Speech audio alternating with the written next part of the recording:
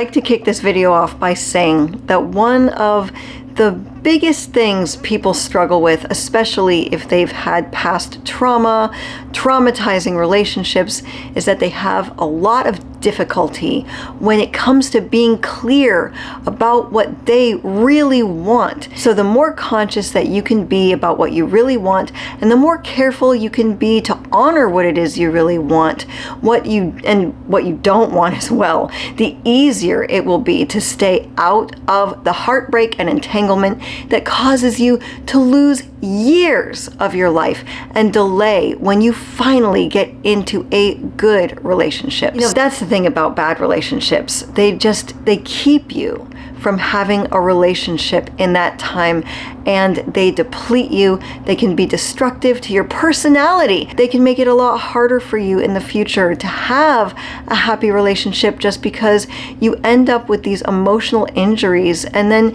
you have to go and you fall into a negative pattern that can push people away. So it's really, really important to go out with people who are good for you. Hello, my beautiful members. How are you today? I hope you are having a super fun holiday week. I wanted to come on here and wish you a very Merry Christmas. And I also got an email from a beautiful woman who has a question about what secure dating looks like. So today, in honor of the holiday, I thought we could go through the 12 green flags of dating. So grab that bottle of nail polish and let's be friends.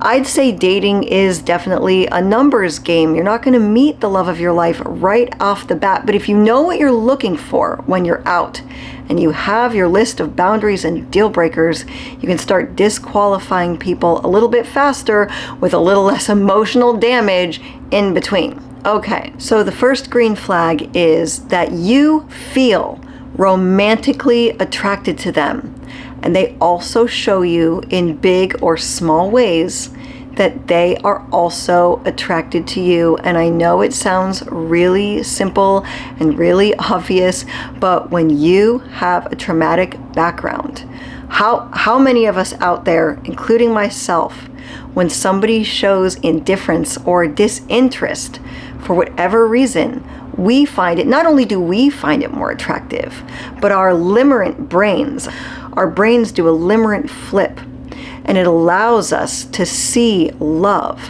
where there is no love. And if you are a new member and you're not familiar with limerence, I'll go ahead and put the limerence playlist in the description below. But you know, these are people who are showing you that they are actually attracted to you. They seek out conversation with you, and when you talk to them, they seem happy to talk to you. They make eye contact, they smile, they ask you questions, they are putting in a little bit of effort to keep the conversation going. And I think that is a really important point.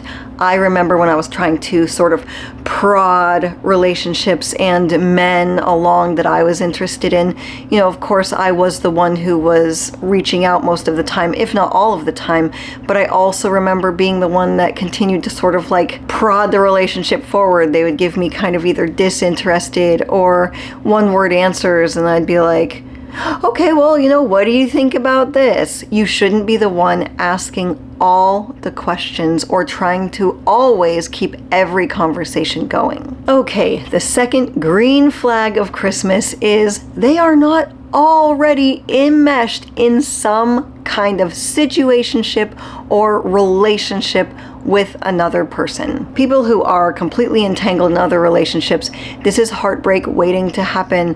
And if we have that traumatic trigger to want to chase people or compete, we want to compete. Oh, you know, he's got a girlfriend, he's got a wife, or there's another woman that he's interested in. This I have been guilty of this. I never really went after married guys, but if I found out that a guy was interested in another woman, like at work or something, it would spark like some kind of jealousy in me, and all of a sudden it was like a competition when I might not have even been thinking about that guy in the first place. But you know, when they tell us that they're interested in someone else, do you know what that means? they're emotionally unavailable to you. And to someone like me, pure catnip. So just get really clear that this other person is not already entangled in another relationship. The third green flag is this person did not lie to your face within the first 5 minutes of meeting you. And this is sort of a tag along with the second green flag where they're not already in a relationship.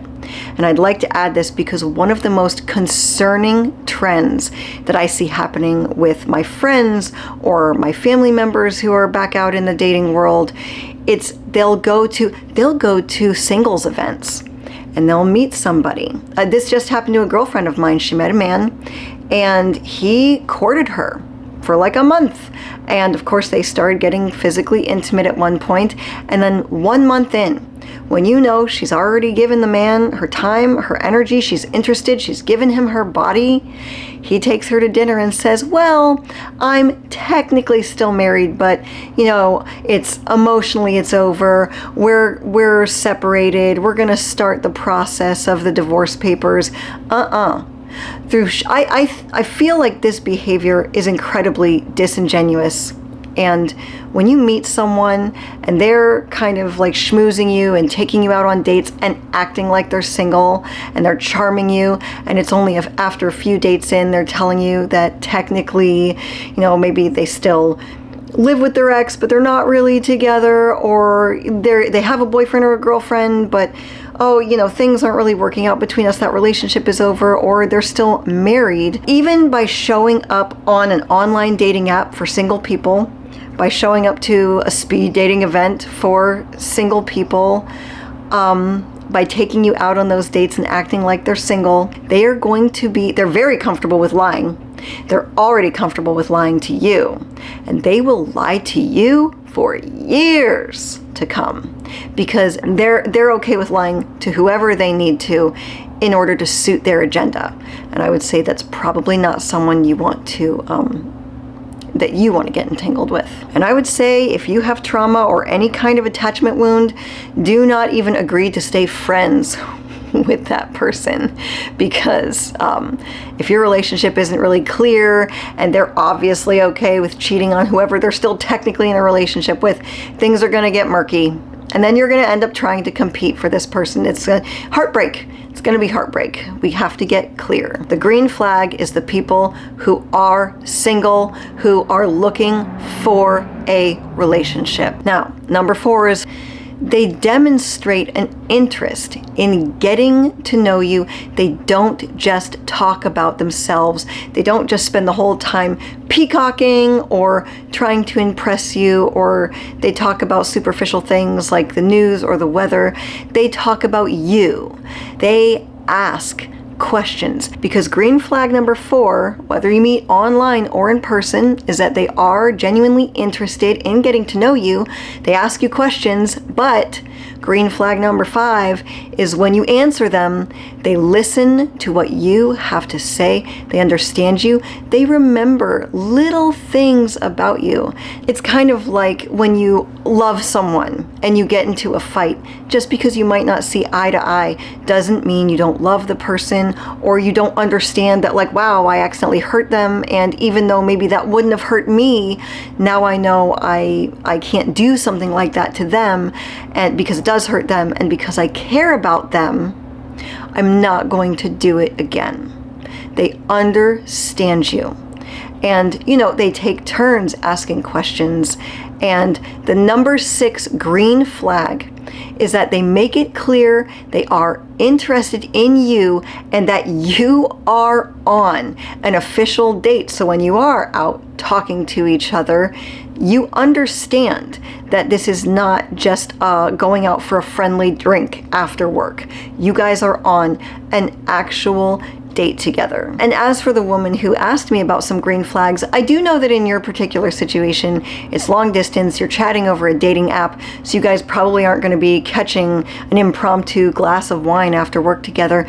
But how excited is he about wanting to see you in person? Have you met in person yet? But we'll go through this a little more in depth in the video this week's Friday video. Just to be really clear, can you guess what color I painted my nails with today? I think the best way to meet prospective partners is in real life. Yes, I have absolutely met people who have online success stories, but these same people have also told me the absolute dumpster fire that they've had to sort through in the meantime. A lot of luck in dating, or any of the luck I have had in dating, through doing activities that I actually love and meeting people out in person. And you know, when you're doing things you actually love, you're glowing and you are attractive to the people around you. But when you do go out with someone in person, get clear where they are at. Is this an official date? And there is nothing wrong with asking. Sometimes the hardest things for people like us to do is simply ask for what we want. Sometimes, you know, their answer is no. They're not really interested in a committed relationship. They're just enjoying your company, you know, going out for a drink or whatever it may be, a coffee after work, and they're just enjoying your friendship or your company. But I am telling you, in these situations, if you have feelings, real feelings for this person, and they just kind of want to enjoy your company, it is okay to just step back. It's all right. Get clear, and then we carry on. Okay, the 7th green flag of Christmas. When someone is good to date, they are open about themselves and what they are looking for. They're not giving answers like, oh, I don't know, I kind of just want to see what's out there. Oh, I'm not sure if I really want kids. I mean, it could actually be a red flag if they jump into quite a bit of some deep traumatizing stories or parts of themselves right off the bat. So it's almost like you want someone who is open and clear about themselves and who they are and what they want. But here's something that I learned that I thought was extremely useful. Just because someone is telling you a story that was maybe very significant to them, or very traumatizing for them when they were younger or in a previous relationship, it doesn't mean they're being open. Sometimes it's simply disclosure of information. It is not the same as being open, and I would argue if they talk about too many of those things too soon, it is not a sign that they are waving a green flag themselves and that they are ready to be out in the dating world. They probably aren't very healed, and they are going to drag that trauma and that baggage into their next relationship. And everyone has baggage, but theirs will be so unresolved. They'll probably start projecting a lot of it on to you. One of the biggest patterns I hear about when I do my calls with people is they're being treated, abused, really, by people who also used to be abused. Now, they certainly didn't deserve the abuse, but they probably should have maybe talked to a therapist or gotten to a place where they could have some closure with it so that they don't go back out into the dating world and continue the cycle of abuse onto other people. No one is perfect, but you can tell the people that do try, because again, they might do something that accidentally hurts your feelings or it gives you a little pause, but when you bring it up with them, they'll be like, oh my gosh, I'm so sorry, I didn't realize that, because they don't know you that well either, and they're going to remember it, and they're not going to use it against you or weaponize it against you in the future, or say like, oh yeah, that's what gets her goat, so the next time she tries to come at me with something, I'm gonna fling this right back in her face. No. People who are genuine stop the bad behavior. People who are abusive use it, and either use it against you or they will ratchet up the bad behavior. They know that it bothers you. There's another good tip. Now, number 8 can be a little tricky if you do happen to be dating someone who is long distance, but I would say one good green flag is that they are logistically available. Let's face it, we all struggle with relationships that involve distance. So relationships that have the distance baked into them can create big problems for those of us that have a hard time with feeling like we're never a priority. It's hard to make someone a priority in your life if you never actually see them in person. It's also very hard to get to know their true character if you never actually see them in person. Now, this is just my opinion. I am sure there are people out there who have made long-distance relationships work. But if you find yourself with a pattern of being in relationships that involve waiting and space and distance, this is something that you might really struggle with, and you might decide that it's a deal breaker for you. Now, green flag number 9 is that they treat you and everyone else around them, servers, drivers, again, animals, with kindness and respect. Anybody can put on an act even for a few months, but after a while, their true character will shine through, which is also another reason why being logistically available can be very important. Because even if it is long distance, people can't hide their character forever, but I bet they'd be a lot better at it if you were only seeing them in person once every couple of months.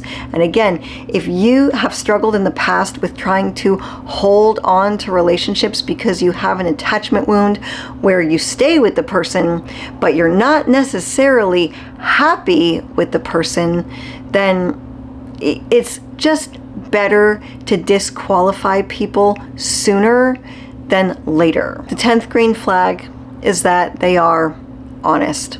If you find that someone is already telling you weird little lies or big lies about themselves within the first 5 minutes of meeting them, within the first 6 dates of meeting them, then they have a problem with dishonesty. And it will be a theme throughout the relationship. So again, it's something that you have to personally decide, is that a deal breaker for you? And I know the honesty thing is a little tricky because I know that as adults, we all have learned that sometimes being too honest, people don't appreciate it. It can bite you in the foot. I love that meme that's like, I'm super honest and that's why I only have 2 friends. I actually think that kind of honesty is a little bit toxic when it comes to, I like to think of myself as the diplomat in the family. That's just me. That's why a lot of people in my family actually come and talk to me, but it sort of works out because the anxious people in my family talk to me, but the avoidant people in my family also talk to me. And I have to be honest, as someone who is very interested in the ins and outs and how relationship works, I don't know, I dig it. You can find out a lot about people if you just listen. Listen to the things they tell you. And if the things they're telling you are not honest, then definitely take this relationship into some consideration. And speaking of consideration, the 11th green flag is they are considerate when it comes to making plans with you. They make a clear, firm plan. They show up when they say they're going to show up. And if it turns out that something really important comes up and they can't meet you on that day, they will text you or call you and let you know. And a lot of times they'll try to reschedule with you. If I have made plans with a friend, and then let's say a family member has an emergency and I'm like, oh gosh, I have to go do this weekend. Oh, that means I can't meet Rochelle. I text Rochelle as soon as I know that I'm not going to be able to meet her on Saturday, and then I'll probably suggest a time that we can reschedule for, because when we are people who just have other people's best interests at heart, especially people we care about, people we're interested in, we want to be considerate of their feelings. We might not always see eye to eye, but when they're happy, it matters, and when they are upset, it matters. And we remember, if someone keeps doing things that upset you and, oh gosh, sorry, I just keep forgetting God. Yeah. They hurt your feelings and then act like it's your big problem? No. Okay, the 12th green flag of someone who is good to date, and it is the biggest thing, is how do you feel when you are dating them? Attraction isn't just about looks, and being attracted to someone, it's not enough. all by itself. And here is something that really needs to become very clear, because it's something that I used to get wrong. When I would be dating someone for a few months that was actually very mentally unhealthy or very toxic for me, at first I would have actually said, yeah, oh yeah, this person was good for me because when I'm with them, I want to look good and I want to do my best at work, and it would like kind of lift me up and give me a high. But that was actually the problem. It was like a high, because there'd be one day where they would be giving me all this attention over the phone, or they would be so sweet to me because they wanted me to come over and hook up, and I would ride that high for like a few days. You know, I'd be cleaning my house and yeah, kicking butt at the gym, and I'd be so cheerful and doing really well at work. But then, because people who aren't good for you are very inconsistent and they blow hot and cold, there would inevitably be a crash. So with people who are good for you, who are waving green flags, their attention, you know, everything is just more consistent. And a really good sign that someone is good for you is they are a good influence on you. It doesn't go like this, you know. Over time, you're with someone who is very secure, and it allows you as a person to achieve your goals and your mission. And even if you want to be a mom, you don't necessarily have to go for like a big career. I love my job, but I also love being a mom. And I love that I have a partner who is consistent, and I'm not always focused on, oh God, what mood is he going to be in today? And no, his consistency and his secure behavior is a very good influence on me, because he has a lot of character traits that I admire, that anybody would want to aspire to. But also, you know, he gives me the autonomy in the relationship to hit goals, even if it's, I just want to be the best mom I can for my daughter. I'm able to do that. So is this person a good influence for you? And if you like this topic and you want to hear more green flags or things to avoid when dating, or if you have any follow-up questions, you know, to the woman who emailed me, you are a member, you got follow-up questions, go ahead, Gmail me. I will post my Gmail in the description below. My name is Maria Adriana. You did not have to live my life, but I certainly hope you can learn something from it. And I hope that you have a very Merry Christmas. Thank you for visiting The Other Half, and thank you for being a member.